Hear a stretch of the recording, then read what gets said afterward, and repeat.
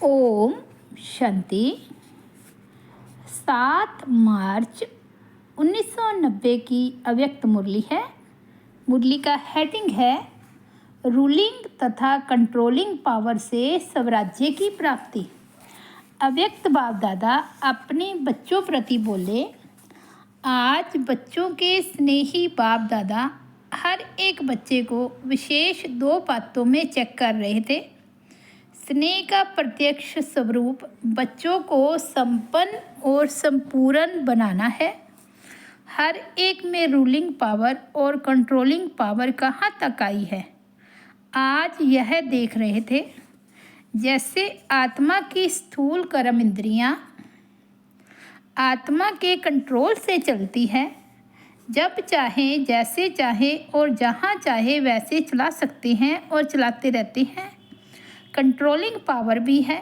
जैसे हाथ पांव स्थूल शक्तियाँ हैं, ऐसे मन बुद्धि संस्कार आत्मा की सूक्ष्म शक्तियाँ हैं। सूक्ष्म शक्तियों के ऊपर कंट्रोल करने की पावर अर्थात मन बुद्धि को, संस्कारों को जब चाहे जहाँ चाहे जैसे चाहे जितना समय चाहे ऐसे कंट्रोलिंग पावर रूलिंग पावर आई है। क्योंकि इस ब्राह्मण जीवन में मास्टर ऑलमाइटी अथॉरिटी बनते हो। इस समय की प्राप्ति सारा कल्प राज्य रूप और पुजारी के रूप में चलती रहती है।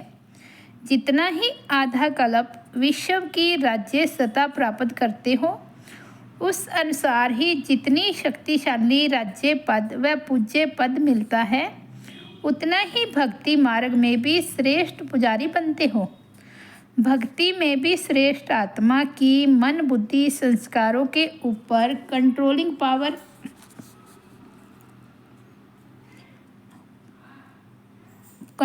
पावर रहती है। भक्तों में भी नंबरवार शक्तिशाली भगत बनते हैं। अर्थात जिस इष्ट की भक्ति करने चाहे, जितना समय चाहे, जिस विधि से करने चाहे, ऐसी भक्ति का फल भक्ति की विधि प्रमाण संतुष्टता, एकाग्रता, शक्ति और खुशी को प्राप्त करता है। लेकिन राज्य पद और भक्ति के शक्ति की प्राप्ति का आधार यह ब्राह्मण जन्म है। तो इस संगम युग का छोटा सा एक जन्म सारे कल्प के सर्व जन्मों का आधार है। जैसे राज्य करने में विशेष बनते हो, वैसे ही भगत भी विशेष बनते हो, साधारण नहीं। भगत माला वाले भगत अलग हैं, लेकिन आप आपे ही पूज्य, आपे ही पुजारी आत्माओं की भगत भी विशेष है। तो आप बाप दादा बच्चों के मूल आधार जन्म को देख रहे थे। आदि से अब तक ब्राह्मण जीवन में रूलिंग पावर, कंट्रोलिंग पावर सदा और कितनी परसेंटेज में रही है, इसमें भी पहले अपने ही सूक्ष्म शक्तियों की रिजल्ट को चेक करो। रिजल्ट में क्या दिखाई देता है? इस विशेष 3 शक्तियों मन बुद्धि संस्कार पर कंट्रोल हो तो इसको ही स्वराज्य अधिकारी कहा जाता है। तो यह सूक्ष्म शक्तियाँ ही स्थूल कर्म इंद्रियों को संयम और नियम में चला सकती है। रिजल्ट क्या देखी? जब, जहाँ और जैसे, इन तीनों बातों में कभी अभी यथाशक्ति हैं। सर्वशक्ति नहीं है, लेकिन यथाशक्ति, जिसको डबल विदेशी अपनी भाषा में समथिंग अक्षर यूज़ करते हैं, तो इसको ऑल माइटी अथॉरिटी कहेंगे। माइटी तो है, लेकिन ऑल माइटी। वास्तव में इसको ही ब्राह्मण जीवन का फाउंडेशन कहा जाता है, जिसका जितना सब पर राज्य है, अर्थात सबको चलने और सर्व को चलाने की विधि आती है, वही नंबर आगे लेता है। इस फाउंडेशन में अगर यथाशक्ति है तो ऑटोमेटिकली नंबर पीछे हो जाता है। जिसको स्वयं को चलाने और चलने आता है, वह दूसरों को भी सहज चला सकता है, अर्थात हैंडलिंग पावर आ जाती है।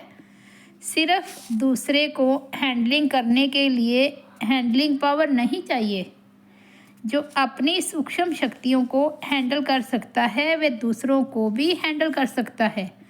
तो सबके ऊपर कंट्रोलिंग पावर, रूलिंग पावर, सर्व के लिए यथार्थ हैंडलिंग पावर बन जाती है। चाहे अज्ञानी आत्माओं को सेवा द्वारा हैंडल करो, चाहे ब्राह्मण परिवार में स्नेह संपन्न, संतुष्टता संपन्न व्यवहार करो, दोनों में सफल हो जाएंगे। क्योंकि कई बच्चे ऐसे हैं जो बाप को जानना, बाप का बनना और बाप से प्रीत की रीत निभाना यह बहुत सहज अनुभव करते हैं, लेकिन सभी ब्राह्मण आत्माओं से चलना इसमें समथिंग कहते हैं। इसका कारण क्या? बाप से निभाना सहज क्यों लगता है? क्योंकि दिल का अटूट प्यार है। प्यार में निभाना सहज होता है। जिससे प्यार होता है उसका कुछ शिक्षा का इशारा मिलना भी प्यारा लगता है और सदैव दिल में अनुभव होता है कि जो कुछ कहा मेरे कल्याण के लिए कहा, क्योंकि उसके प्रति दिल की श्रेष्ठ भावना होती है। तो जैसे आपके दिल में उनके प्रति श्रेष्ठ भावना है, वैसे ही आपकी शुभ भावना का रिटर्न दूसरे द्वारा भी प्राप्त होता है। जैसे गुंबज में आवाज़ करते हो तो वही लौटकर आपके पास आती है। तो जैसे बाप के प्रति अटूट, अखंड, अटल प्यार है, श्रेष्ठ भावना है, निश्चय है, ऐसे ब्राह्मण आत्माएं नंबरवार होते हुए भी आत्मिक प्यार अटूट, अखंड है। वैरायटी चलन, वैरायटी संस्कार देखकर प्यार करते हैं, वह अटूट और अखंड नहीं होता है। किसी भी आत्मा की अपने प्रति व दूसरों के प्रति चलन अर्थात चरित्र व संस्कार दिल पसंद नहीं होंगे तो प्यार की परसेंटेज कम हो जाती है। लेकिन आत्मा का श्रेष्ठ आत्मा के भाव से आत्मिक प्यार, उसमें परसेंटेज नहीं होती है। कैसे भी संस्कार हो, चलन हो, लेकिन ब्राह्मण आत्माओं का सारे कल्प में अटूट संबंध है, ईश्वरीय परिवार है। बाप ने हर आत्मा को विशेष चुनकर ईश्वरीय परिवार में लाया है। अपने आप नहीं आए हैं, बाप ने लाया है। तो बाप को सामने रखने से हर आत्मा से भी आत्मिक अटूट प्यार हो जाता है।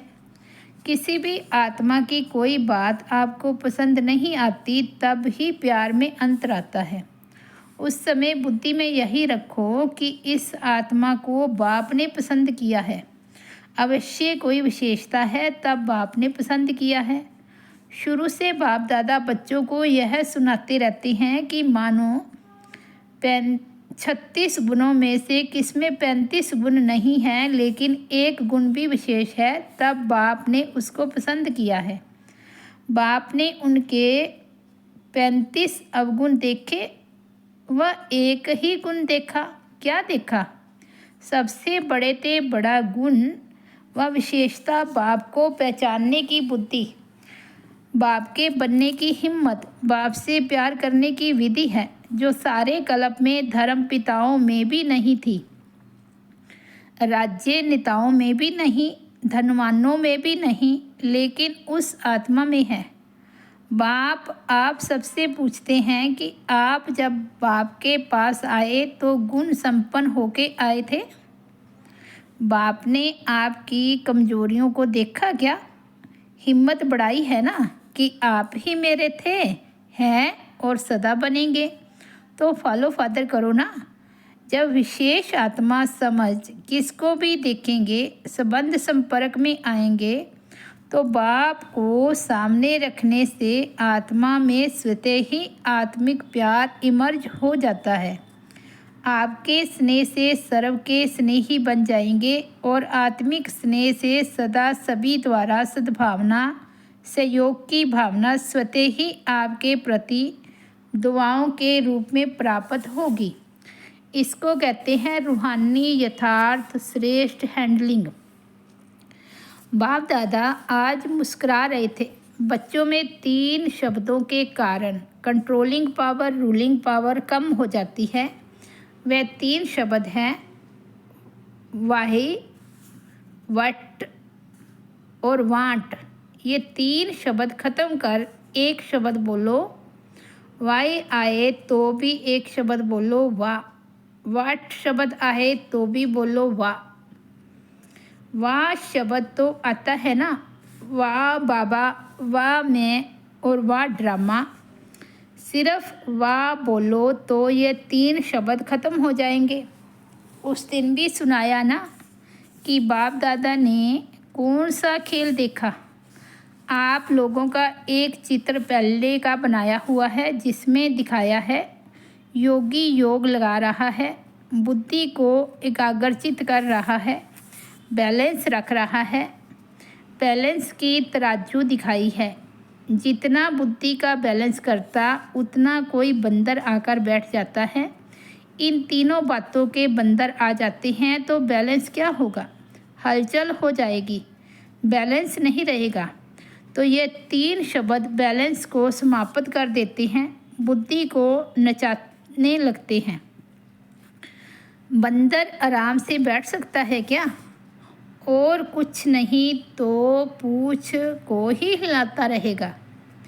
तो इसमें भी बैलेंस न होने के कारण बाप द्वारा हर कदम में जो दुआएं मिलती है वह आत्मिक स्नेह के कारण परिवार द्वारा जो दुआएं मिलती है उससे वंचित हो जाते हैं। जैसे बाप से संबंध रखना आवश्यक है, ऐसे ईश्वरीय परिवार से संबंध रखना भी अति आवश्यक है। सारे कल्प में नंबर 1 आत्मा ब्रह्मा बाप और ईश्वरीय परिवार के संबंध संपर्क में आना है। ऐसे नहीं समझना अच्छा बाप तो हमारा है, हम बाप के हैं। यह भी पास विद ऑनर की निशानी नहीं है, क्योंकि आप सन्यासी आत्माएं नहीं हो, ऋषि मुनि की आत्माएं नहीं हो, किनारा करने वाले नहीं हो, लेकिन विश्व का सहारा बनने वाली आत्माएं हो। विश्व किनारा नहीं, विश्व कल्याणकारी हो। ब्राह्मण आत्माओं की तो बात छोड़ो, लेकिन प्रकृति को भी परिवर्तन करने के सहारे आप हो। परिवार के अविनाशी प्यार के धागे के बीच से निकल नहीं सकते हो। विजयी रतन प्यार के धागे के बीच से निकल नहीं सकते। इसलिए कभी भी किसी से बात में, किसी स्थान में, किसी सेवा में, किसी साथी से किनारा करके अपनी अवस्था को अच्छा बना के दिखाऊं, यह संकल्प नहीं करना। कहते हैं ना, हम इसके साथ नहीं चल सकते, इसके साथ चलेंगे, इस स्थान पर उन्नति नहीं होगी, दूसरे स्थान पर होगी, इस सेवा में विघ्न है, दूसरी सेवा में अच्छा होगा। ये सब किनारा करने की बातें हैं। अगर एक बार ये आदत अपने आप में डालो तो ये आदत आपको कहाँ भी टिकने नहीं देगी, बुद्धि को एकाग्र रहने नहीं देगी। क्योंकि बुद्धि को बदलने की आदत पड़ गई, यह भी कमजोरी गिनी जाएगी, उन्नति नहीं गिनी जाएगी। सदैव अपने में शुभ उम्मीदें रखो, ना उम्मीद नहीं बनो। जैसे बाप ने हर बच्चे में शुभ उम्मीदें रखी, कैसे भी हैं बाप लास्ट नंबर से भी कभी दिल शिकस्त नहीं बने, सदा ही उम्मीद रखी। तो आप भी न अपने से, न दूसरे से, न सेवा से, न उम्मीद दिल शिकस्त नहीं बनो। दिल शाह बनो। शाह माना फ्राक दिल, सदा बड़ी दिल। कोई भी कमज़ोर संस्कार नहीं धारण कर लो। माया भिन्न भिन्न रूप से कमज़ोर बनाने का प्रयत्न करती है, लेकिन आप माया के भी नॉलेजफुल हो ना, कि अधूरी नॉलेज है। यह भी याद रखो कि माया नए नए रूप में आती है, पुराने रूप में नहीं, क्योंकि वह भी जानती है कि यह पहचान लेंगे। बात वही होती है, लेकिन रूप नया धारण कर लेती है। समझा? अच्छा, टीचर्स माया के नॉलेजफुल हो, सिर्फ नॉलेज नहीं लेकिन नॉलेजफुल हो। बाप को पहचान लिया, सिर्फ यह नहीं सोचो माया को भी पहचाना है। अभी बंधन में बंध गई हो, वह कठिन लगता है, मीठा बंधन लगता या थोड़ा मुश्किल बंधन लगता। सोचते हो यहाँ तो बहुत मरना पड़ेगा, बाप के बन गए, अब फिर यह करना है, यह करना है, कहाँ तक करेंगे? अगर यह पता होता तो आते ही नहीं। ऐसा सोच चलता है। जहाँ प्यार है वहाँ कोई मुश्किल नहीं। पतंगा भी क्षमा पार कुर्बान हो जाता है। तो आप श्रेष्ठ आत्माएं परमात्म प्यार के पीछे मुश्किल अनुभव नहीं कर सकती हो। जब परवाना कुर्बान हो सकता है तो आप क्या नहीं कर सकती। जिस घड़ी मुश्किल अनुभव होता है तो ज़रूर प्यार की परसेंटेज में अंतर आ जाता है। इसलिए कुछ समय मुश्किल लगता है। अगर होवे ही मुश्किल तो सदा मुश्किल लगना चाहिए। कभी कभी क्यों मुश्किल लगता। परमात्मा और आपके बीच में कोई बात आ जाती है इसलिए मुश्किल हो जाती है और परसेंटेज में फ़र्क पड़ जाता है। ये बीच में निकाल दो तो फिर सहज हो जाएगा। बाप दादा सदा कहती हैं टीचर्स अर्थात सदा स्वयं हिम्मत में रहने वाली और दूसरों को हिम्मत देने के निमित्त बनने वाली। नहीं तो टीचर क्यों बनी। टीचर माना ही स्टूडेंट के निमित्त। कमज़ोर को हिम्मत दे आगे बढ़ाने की सेवा के निमित्त हो। सफल टीचर की पहली निशानी यह होगी वह कभी हिम्मतहीन नहीं बनेगी। जो खुद हिम्मत में रहता है वह दूसरों को भी हिम्मत जरूर देता है। खुद में ही हिम्मत कम होगी तो दूसरों को भी नहीं दे सकेंगे। अच्छा, चारों ओर के हिम्मते बच्चे मददे बाप के अधिकार को अनुभव करने वाले, सदा स्वराज्य की शक्तियों को हर समय प्रयोग में लाने वाले, सदा बाप और सर्व आत्माओं के अटूट स्नेही, सदा हर कार्य में संबंध संपर्क में वाह के गीत गाने वाले, ऐसी ऑलमाइटी अथॉरिटी बच्चों को बाप दादा का याद प्यार और नमस्ते। हम रूहानी बच्चों की रूहानी बाप दादा को याद प्यार गुड मॉर्निंग और नमस्ते। तो ये थे 7 मार्च 1990 के बाबा के अव्यक्त महावाक्य। हेडिंग है रूलिंग तथा कंट्रोलिंग पावर से स्वराज्य की प्राप्ति। ओम शांति।